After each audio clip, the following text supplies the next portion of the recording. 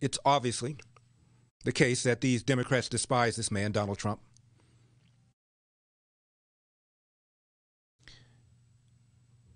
The unwillingness to accept that maybe half the country might see things differently and that they do so in good faith, not because they're racist, not because they want to be governed by a tyrant, but because Donald Trump represents a set of views that half the country embraces. And those views are government is too intrusive, too big. Although, as you know, Donald Trump is a populist. He's not a limited government kind of guy. That's been one of my constant criticisms of him from the day one. I said he was a populist. I said no matter who wins, the government's going to get bigger. And it has. But at least much of the money has been spent on self-defense, on national security, as opposed to social welfare programs. But Republicans believe that to the fullest extent possible, government should get the hell out of the way and stay out of our wallet and out of our bedroom. Democrats have a fundamentally different point of view. They believe government is here to take care of you, to provide. At one time, you watched the Kennedy-Nixon debate in 1960. You could have put the words of Nixon in Kennedy's mouth and vice versa. You wouldn't have known the difference. Kennedy was a tax cutter, coal warrior, hunter. His sister was an advocate, a pro-life advocate.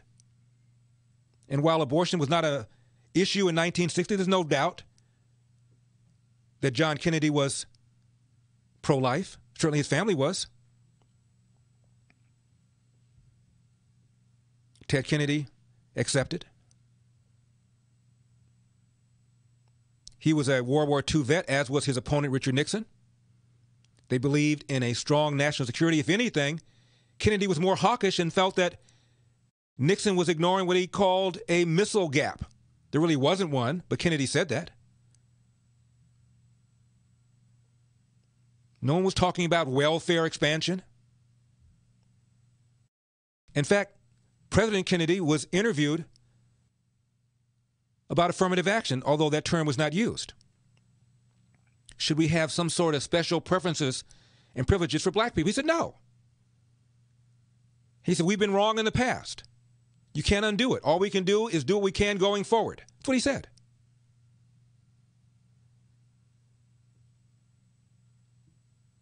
And by the way, race-based preferences was hardly something that was universally embraced by the black civil rights movement back in that time. The head of the Urban League was a guy named Whitney Young. And around that time in the 60s, he proposed a 10-year Marshall Plan, he called it, of money for blacks. Guess who opposed it? His board of directors. They said, are you nuts? What are you smoking? Here we are telling people to be fair, and you're telling people to hire Negroes just because they're Negroes, end of quote? And they opposed it. Don Lemon has written a book that he thinks is going to bring America together.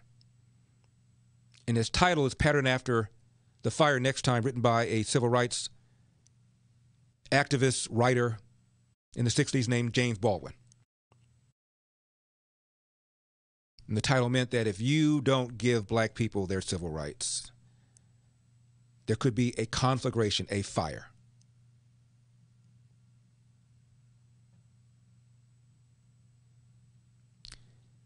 Don Lemon is gay and black. James Baldwin is gay and black. Do you know who Bayard Rustin is? Bayard-Rustin.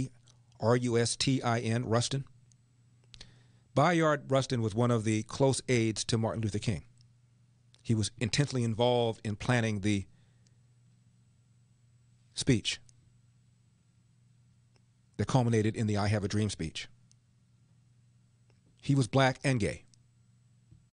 And he opposed affirmative action racial preferences for the same reason that the board of directors of the Urban League did as well.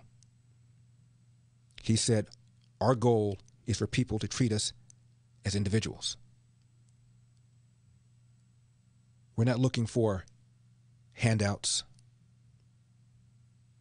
All we want is an opportunity.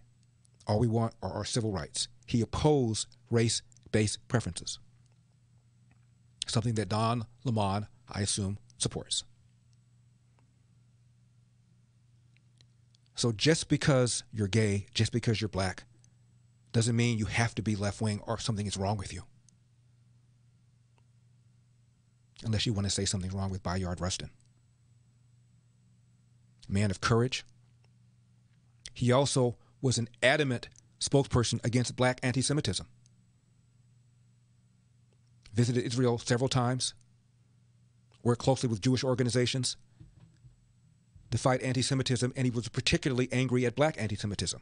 And as I've said to you before, the black anti-Semitism rate is 2.5 times the non-black Gentile anti-Semitism rate.